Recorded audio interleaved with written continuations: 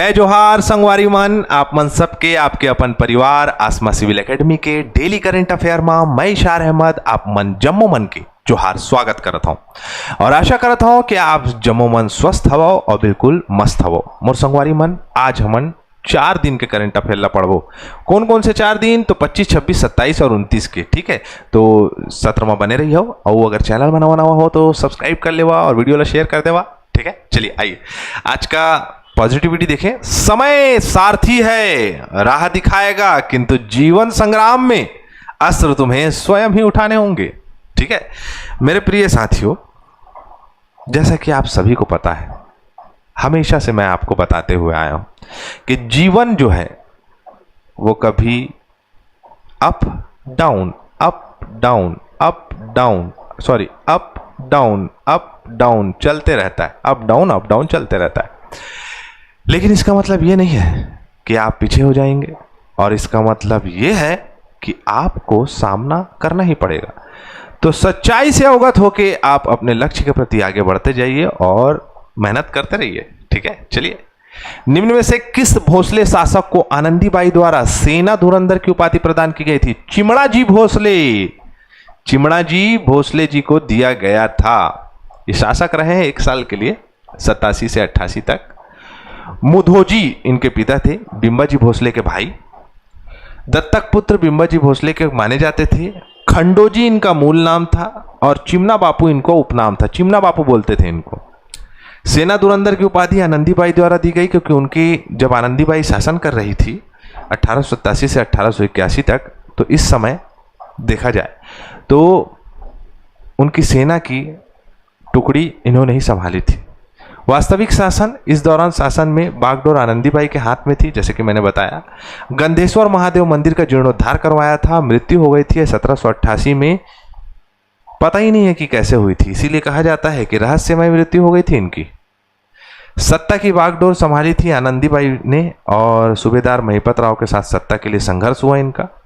राम टेकरी मंदिर में मूर्ति के समक्ष हाथ जोड़ी हुई बिंबाजी भोसले की मूर्ति बनाई है इन्होंने, है ना। आनंदीबाई ने रतनपुर किले के भीतर श्री लक्ष्मण नारायण के एक छोटे से मंदिर का निर्माण करवाया था। यूरोपीय यात्री मीलैकी 1790 में छत्तीसगढ़ यात्रा में आए थे आनंदीबाई के समय में। आनंदीबाई के समकालीन मराठा शासक थे बिंबाजी भोसले, चिमणाजी भोसले और वेंकोजी भोसले, याद रखेंगे। ठीक है, चलो। धमतरी जिले में आयोजित राज्य स्तरीय महतारी सदन उद्घाटन समारोह में मुख्यमंत्री विष्णुदेव साय ने निम्नलिखित में से किस पहल का शुभारंभ की? तो किसकी की? मनरेगा दर्पण नागरिक सूचना पटल। अब स्कैनर मिलेगा मनरेगा वालों को, साथ ही साथ सभी के लिए पारदर्शी होगा मनरेगा का ये स्कैनर। कितना पैसा गया, कितना पैसा आया, कितनों को आवंटित किया गया, कितना लगा, ये सारी चीजों की पारदर्शिता इस मोबाइल स्कैनर के माध्यम से प्राप्त कर सकता है। पारदर्शिता, जवाबदेही बढ़ाना और हर ग्रामीण को मनरेगा योजनाओं से सीधा जोड़ने का कार्य किया जाएगा। भ्रष्टाचार रुकेगा, पारदर्शिता मिलेगी, साथ ही साथ सुशासन का जो वादा करती है आपका विष्णुदेव साय जी की सरकार, वो देखने को मिलेगा। ठीक है, शुभारंभ किया है विष्णुदेव साय जी ने। हाल ही में छत्तीसगढ़ राज्य का पहला 15 megawatt floating solar power plant कहां शुरू किया गया है? मरोदा एक जलाशय है। भिलाई स्टील प्लांट को डायरेक्ट सप्लाई होगा। 111.35 करोड़ से बना है। 80 एकड़ जलाशय में फैला है। 34.25 मिलियन यूनिट स्वच्छ ऊर्जा प्राप्त होगा और डायरेक्ट भिलाई स्टील प्लांट को सप्लाई किया जाएगा। सेल मतलब स्टील अथॉरिटी ऑफ इंडिया और एनटीपीसी के द्वारा इसे बनाया गया है। ठीक है, जिससे लाभ होगा सालाना 28,400 टन कार्बन डाइऑक्साइड उत्सर्जन कम होगा। 0.23 लाख टन कोयला की बचत होगी। आपका वाष्पीकरण कम होगा जलाशय में।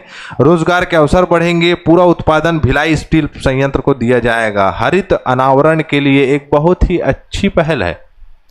स्वच्छता ही सेवा पखवाड़ा के अंतर्गत छत्तीसगढ़ के किस जिले में देश का पहला ग्रामीण गार्बेज कैफे प्रारंभ हुआ है?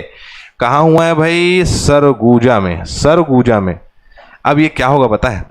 देखो इसका पहले नाम जानो फिर बताता हूं।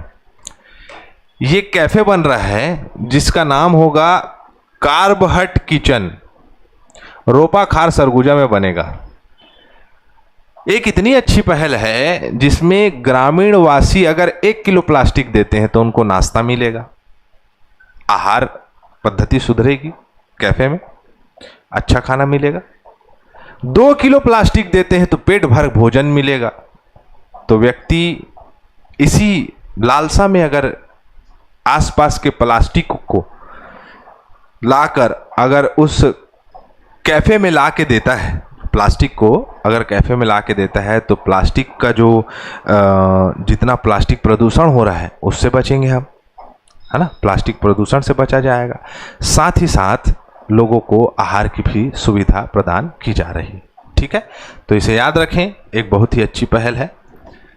ग्राम पंचायत रोपाखार सरगुजा। छत्तीसगढ़ की किस हॉकी खिलाड़ी को ऑस्ट्रेलिया में होने वाली 5 मैचों की श्रृंखला के लिए भारतीय जूनियर महिला हॉकी टीम में चुना गया है? इनका नाम है अनीशा साहू।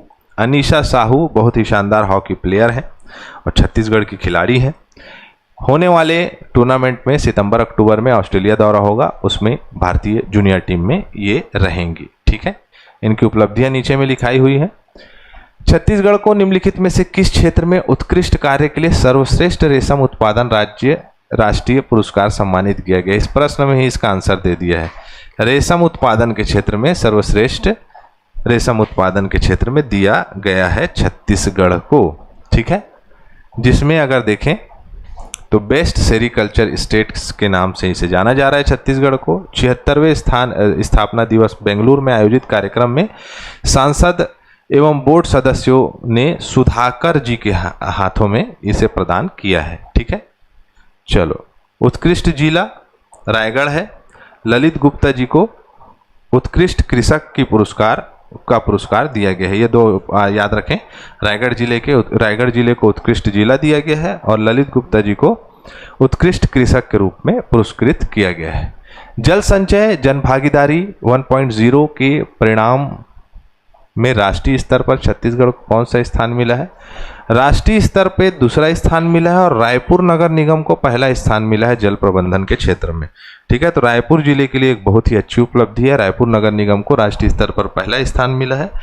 पूरे छत्तीसगढ़ में 4,05,563 जल संरक्षण कार्यक्रम पूरे किए गए, जिसमें 33,082 जो है वो रायपुर नगर निगम अकेला किया है। ठीक है, वैसे ही अगर देखें तो छत्तीसगढ़ के विभिन्न जिले आपके सामने दिखाई दे रहे हैं, इनको भी पुरस्कृत किया गया है। ठीक है, अभियान का महत्व, जल संचय जन भागीदारी 1.0 केंद्र सरकार के द्वारा राष्ट्रीय पहल की गई थी, उसके माध्यम से दिया गया है। जन भागीदारी से जल संरक्षण, जल संचय और भूजल पुनर्भरण को बढ़ावा देने के क्षेत्र में भी इसको पुरस्कृत किया गया है। ठीक है, राजभाषा आयोग से संबंधित व्यक्तित्व, गजानन माधव मुक्ति बोध, 1917 में इनका जन्म हुआ था। प्रयोगवाद के जनक थे, छत्तीसगढ़ के नीलकंठ कहा जाता है। अंतर्मन कवि हैं, इनके लेखन में मार्क्सवादी दर्शन की व्याख्या मिलती है। चांद का मुंह टेढ़ा है, प्रथम कविता है इनकी। अंधेरे में अंतिम कविता है इनकी। ब्रह्म राक्षस, कामयानी एक पुनर्विचार, भूरी भूरी खाक धूल, एक साहित्यिक डायरी, काठ का सपना, सतह से उठा आदमी, तार सप्तक, मुक्तिबोध रचनावली छत्तीसगढ़ खंडों में, एक साहित्य का सौंदर्य शास्त्र इन्होंने लिखा है। गजानंद माधव मुक्तिबोध बहुत ही शानदार, छत्तीसगढ़ के नीलकंठ कहा जाता है। 75 जो ग्राम पंचायत है सूरजपुर के, उन्हें बाल विवाह मुक्त किया गया है। 7 करोड़ 1 लाख रुपए दिया गया है बिलासपुर के बहतराई जलाशय, तखतपुर और कोनी एनीकट के लिए। निम्न में से किस भोसले शासक के शासनकाल में सूबेदारी व्यवस्था की शुरुआत की? मोस्ट इंपॉर्टेंट, कई बार पूछा है सीजीपीएससी में, व्यापम में। चलो बताओ। हमारा सत्र यहीं कंप्लीट होता है। मैं इसी के साथ इजाजत चाहूंगा। जय जोहार, जय छत्तीसगढ़।